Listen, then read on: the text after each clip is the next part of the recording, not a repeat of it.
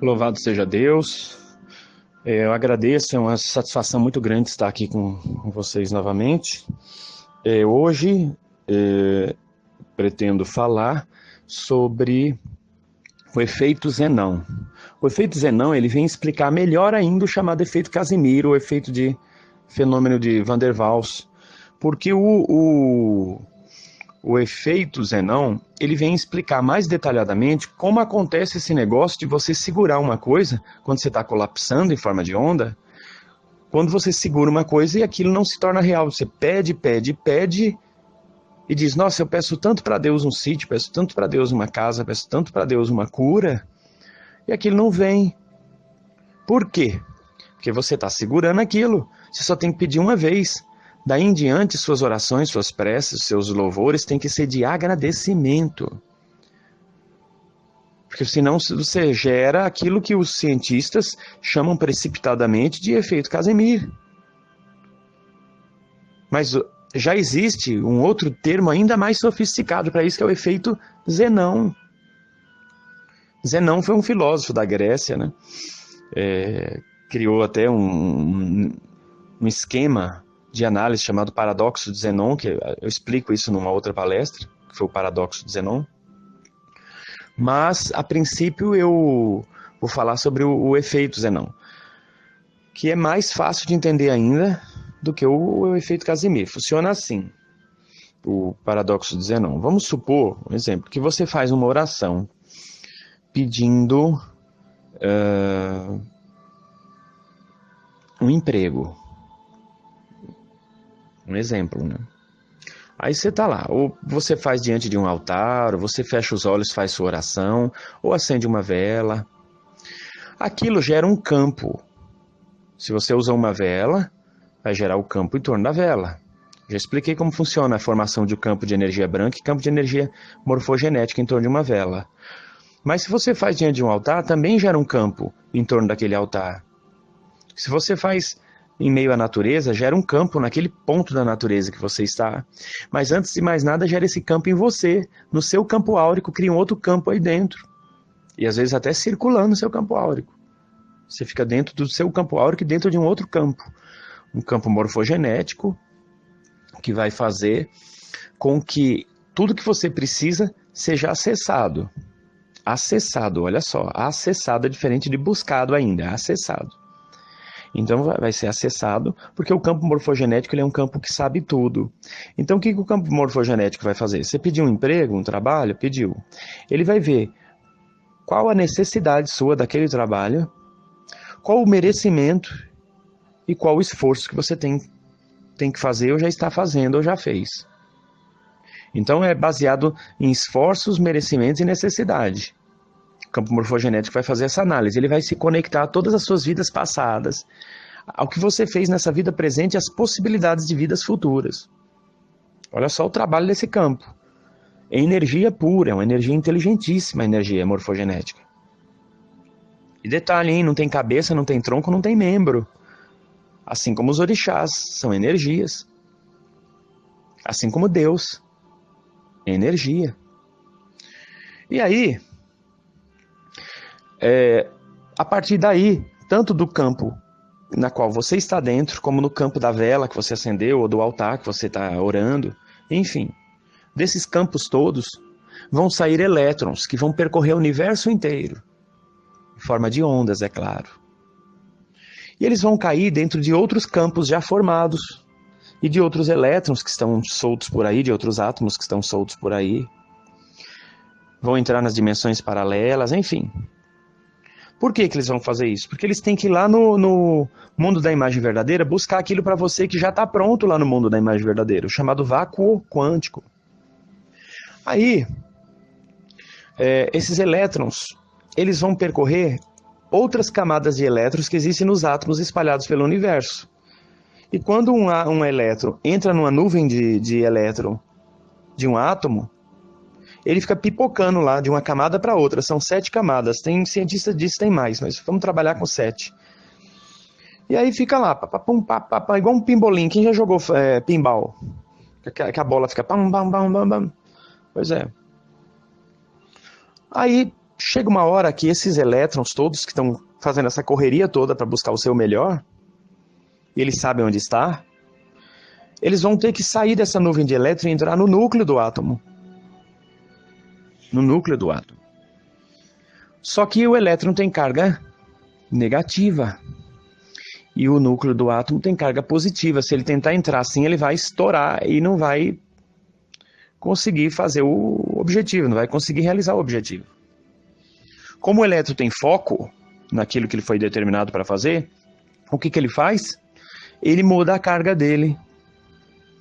Ele, de carga negativa, ele passa a ter carga positiva. Ele passa a ser um elétron de carga positiva. Ele passa a ser um pósitron. E ele entra dentro do núcleo do átomo. Assim como um gameta entra dentro do óvulo para ser fecundado. E ele entra e passa pelos quarks, passa pelas cordas, passa pelos bósons de Higgs e cai dentro do vácuo quântico, que é o mundo da imagem verdadeira. Lá existe uma coisa chamada quantum. O que é o quantum? O quantum é a menor partícula de algo que existe. Para você ter uma ideia, se você vai no deserto, qual é o quantum do deserto? O grão de areia. O grãozinho de areia é o quantum do deserto. Ali está a miniatura do deserto. Você olha para o oceano, qual é a miniatura do oceano? O quantum do oceano? A gota. A gotícula de água. Então, assim, lá naquele oceano de energia que é o vácuo quântico, já tem uma réplica de tudo que você precisa. Já está tudo pronto. Uma partículazinha chamada quantum, um grupinho de energia chamada quantum. E o elétron, os elétrons, né, que foram lá fazer esse serviço, vão envolver ele como se fosse uma rede, né, vão encapsulá-lo, esse quantum do que você precisa, e vão trazer de volta, pelo mesmo caminho. E aí, como eles estão com carga negativa, o elétron está com carga negativa, ele é um próton, né? Ele virou um pósitron, melhor dizendo, ele consegue cair de novo nos bósons de Higgs, ele passa pelas cordas, ele vai voltando. Ele cai nos quarks, só que ele tem que voltar para a nuvem de elétrons. O que ele vai ter que fazer? Ele vai ter que voltar a ser um elétron de novo.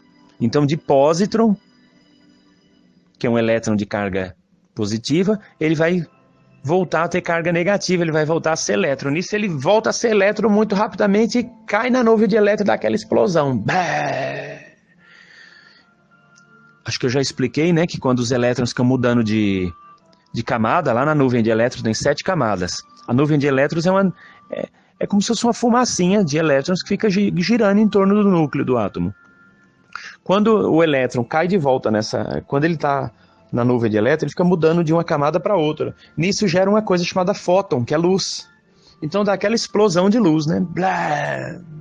Que ele fica pulando muito rapidamente de uma camada para outra, até muitas vezes cair de novo na malha existente, no vazio existente entre um átomo e outro. Ele cai nesse terreno aí, nesse interstício, em forma de feixes de luz. Mas tudo bem, ele está voltando lá do núcleo que ele foi lá, encapsulou, está trazendo o quantum. Esse monte de pósitron, que são elétrons, que viraram elétrons de carga negativa, aliás, que viraram elétron de carga positiva, estão voltando lá, trazendo lá do vácuo quântico. Estão trazendo o quantum. Passou pelo bóson de Higgs, passou pelas cordas, passou pelos quarks. Para ele cair na nuvem de elétrons de novo, ele tem que voltar a ser elétron. De pósitron, ele tem que voltar a ser elétron, daquela explosão. Beleza, e o quantum? Porque o quantum ele vem cheio de prótons. Ele vem cheio de quarks, ele vem cheio de cordas, ele vem cheio de bóson de Higgs, ele vem cheio de...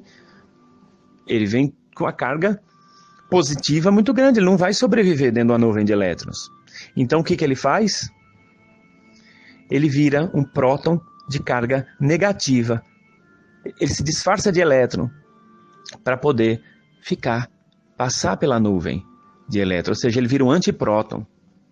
E junto, né, com os pósitrons que explodiram virando elétron, ele também dá aquela explosão. Blá!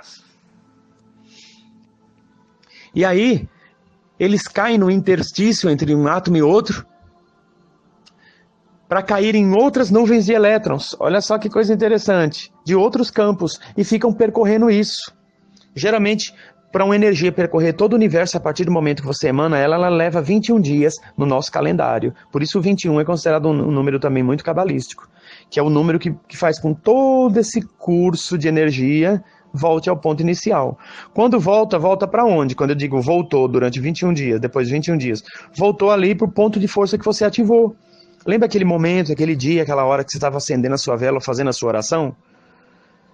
Aquilo vira um ponto vira um ponto de força que a gente chama de momentum, gravado no registro akáshico.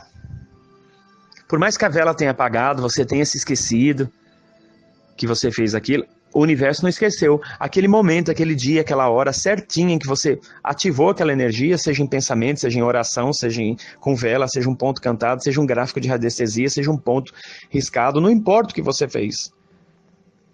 Você criou um momentum e aquilo fica vivo no universo.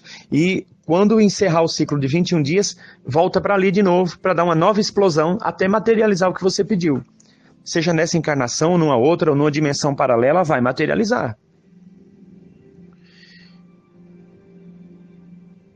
Então, tanto os pósitrons, que são os elétrons de carga negativa, que vão buscar lá no vácuo quântico que você pediu, vão buscar o quantum,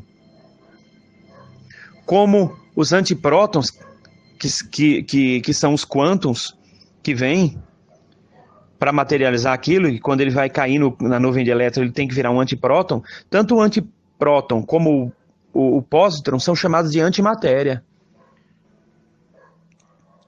São chamados de antimatéria.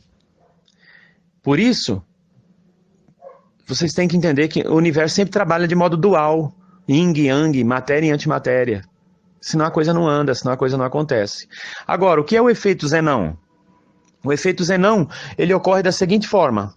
Quando os pósitrons estão lá trazendo o quantum e passaram lá pelos bósons de Higgs, passaram pelas cordas, passaram pelos quarks, e os pósitrons precisam voltar a ser elétrons para cair na nuvem de elétrons. E os quarks, as cordas e os bósons de Higgs, que são o quantum ali que está sendo trazido,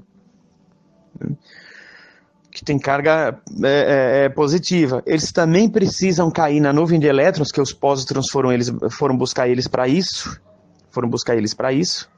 Quando todos vão cair na nuvem de elétron, para dar aquela explosão que eu falei, para poder materializar o que você está pedindo, você tem que estar num grau de vibração muito forte e elevado, que você só consegue atingir isso através de uma energia chamada gratidão.